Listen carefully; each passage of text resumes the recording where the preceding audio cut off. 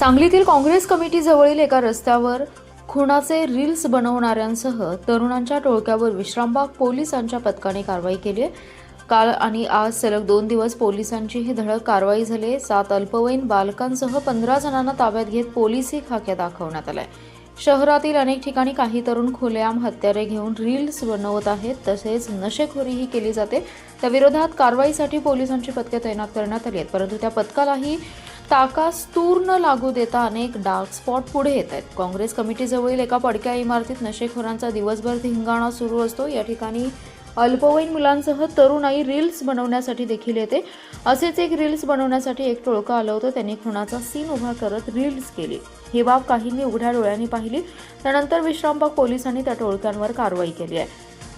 आज दुपारीही काही जण नशापानीसह रील्स बनवण्यासाठी आल्याची माहिती पोलिसांना मिळाली। त्यानुसार एलसीबीचे निरीक्षक संजीव झाडे, विश्रामबागचे निरीक्षक सुधीर भालेराव यांच्यासह पथक दाखल झालं। त्यांनी घटनास्थळी असणाऱ्या टोळक्याला चांगलाच खाक्या दाखवला। त्यानंतर त्यांना पोलीस ठाण्यात नेण्यात आलं। त्यांच्या कुटुंबियांना कृत्याबाबत माहिती देण्यात आली। पोलिसांच्या या कारवाईमुळे खळबळ उडाली।